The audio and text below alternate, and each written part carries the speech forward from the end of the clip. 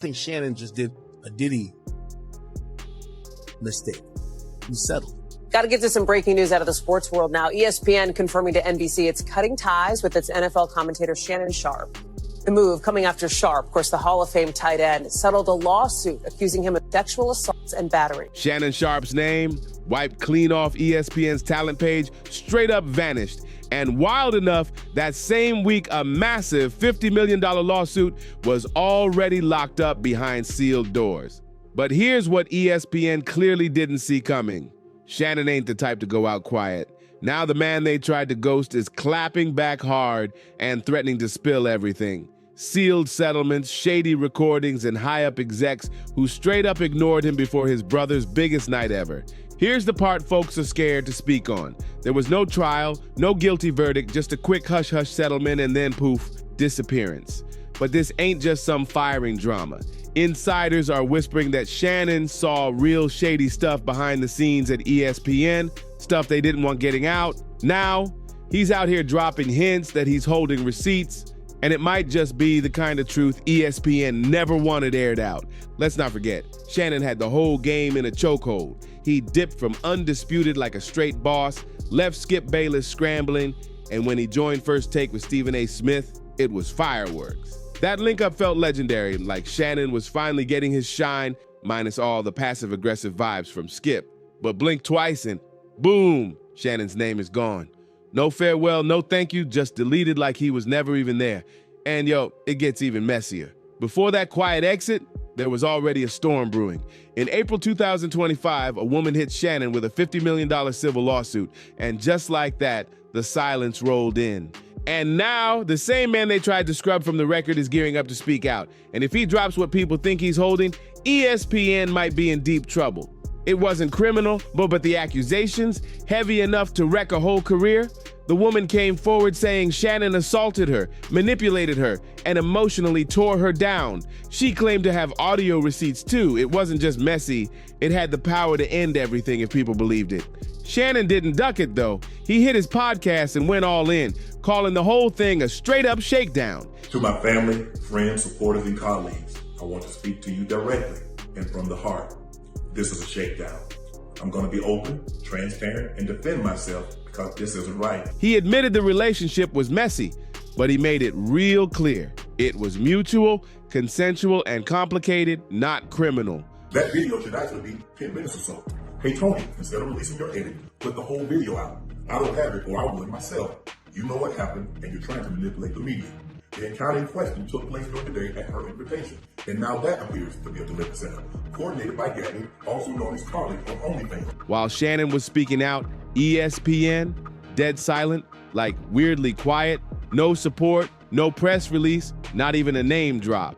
He just slowly faded from the spotlight, like they were hoping the public wouldn't notice, but Shannon wasn't having it. He clapped back with a lawsuit of his own. Gabby and Tony Busby want $50 million. What they're getting is sued for defamation and trying to take me down. My career is all about real talk and honesty. I know my family and fans know exactly what this is about. And I'm going to be out there telling you whatever I need to say, just like I always do. I love all you guys. And here's where the twist hits. That lawsuit, it never even saw a courtroom.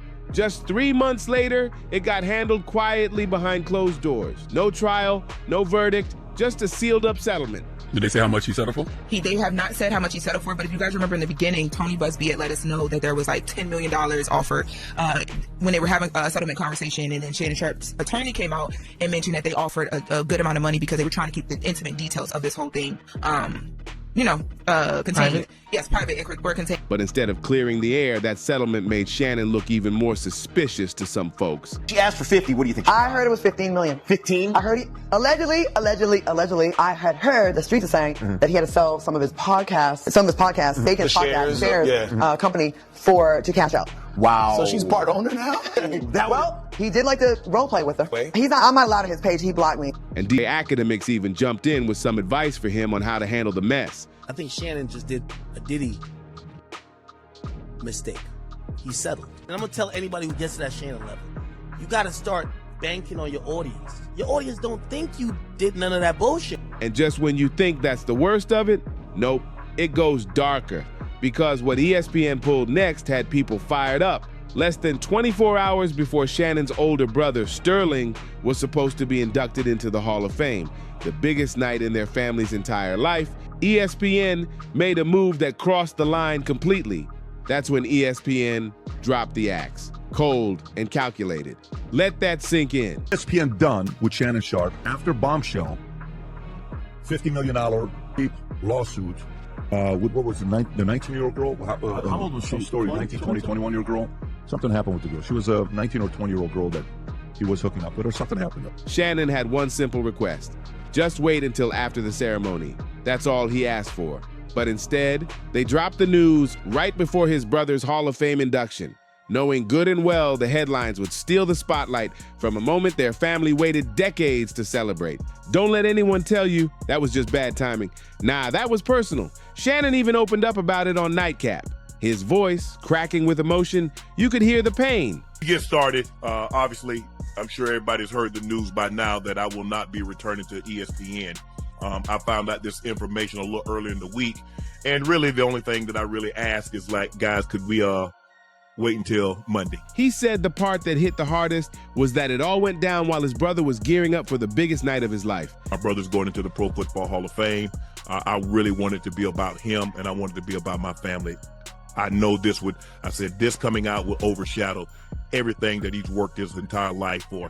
And unfortunately, it didn't happen that way. And so, as I told him, as I profusely apologized to him earlier today, he said, bro, stop apologizing. You don't have to apologize. Shannon made it clear he's not mad about the decision. I really enjoyed my time at ESPN. It gave me an opportunity to bring my audience that saw me really just grow. They saw me, Lakers in 5, and they saw me say all these analogies that my grandparents gave me, and I was able to bring that to ESPN. So I'm very, very grateful for that. But I just wished, of all things, like I said, hey, they did what they felt they needed to do, and I'm at peace with that. But I just wish, guys, this thing could have waited until Monday. But what cuts deep? He feels sorry for his brother. I'm sorry that I upstaged you in this manner. That was never my intent. You've been my hero. You've been my role model from as long as I can remember. And I apologize, and I thank all my fans for supporting me. Who had to share his once-in-a-lifetime moment with this mess. And ESPN, they didn't care. Not even a little. And just when the internet was still trying to figure out what just happened, boom! Another bombshell hits. Front Office Sports reports that years ago, back when Shannon was still over at FS1, there was another incident. A female staffer accused him of choking her, but it never made the news. Why? Because it was all handled behind closed doors. No cops, no lawsuit, just a quiet settlement, and folks say it cost hundreds of thousands. Shannon's team tried to brush it off, saying it was playful. But come on, this ain't flag football. Now it's back-to-back scandals, one fresh, one from the vault, and ESPN execs, they're shook. That awkward silence, now it's looking real calculated. And let's not forget Michelle Evans either. And not the Michelle Shannon was hyping up on IG Live. This ain't the Michelle Shannon was flirting with on IG Live. This is a whole different Michelle. Hey, Michelle, how you doing? Oh, hanging in there. You were thrown into a sex tape ordeal. I've spoken to sources that were close to Shannon Sharpe. I guess he was trying to dispel the gay rumors. Do you feel like that recording of him going live was real, or do you feel like he just used your name since he was with you for 10 plus years? It's triggering. You got to remember, this was a very sensitive subject. The last time I saw him, he raped me. But here's where it gets wild. When those allegations dropped back in April, ESPN stayed completely silent. Shannon's name was still on the site like nothing happened. No comment, no statement, just business as usual. It wasn't ESPN that moved first, and it was other companies that started backing away. Even Stephen A. Smith had to hop on his podcast and admit he personally called Disney's top dog to talk things through. So why now? Why fire Shannon after the case was already settled? If they stood by him while the storm was raging, why ghost him when the clouds cleared? Because they were never really standing with him. They were just waiting for the buzz to die down, for the internet to move on, for people to forget. Then they slid the knife in. No press drama, no media circus, just a quiet delete, a website update, and boom, like he never existed. But the real twist? They thought Shannon would just take the L, take the money, take the bruises, and vanish. But nope, Shannon flipped the script. He's teasing on podcasts, dropping hints that he's sitting on serious receipts, and not just text messages. We're talking stories that could burn bridges and torch boardrooms. Now he's talking like a man with nothing left to lose, and that makes him very dangerous, because when you've got nothing to protect, you stop playing nice. And if what he's hinting at is even half true, ESPN won't just be dodging a scandal, they'll be scrambling to survive. Let's be real. Firing Shannon wasn't just about a lawsuit or some allegations. It was about keeping secrets hidden, especially the ones Shannon might have witnessed up close, ones that were never supposed to see the light of day. Let's not forget who we're dealing with here. Shannon Sharpe ain't just some ex-football star with a mic. This is a man who spent decades in locker rooms, boardrooms, and behind-the-scenes studios. He's seen it all. The power plays, the backdoor deals, the favoritism, the shady double standards. He knows where the bodies are buried.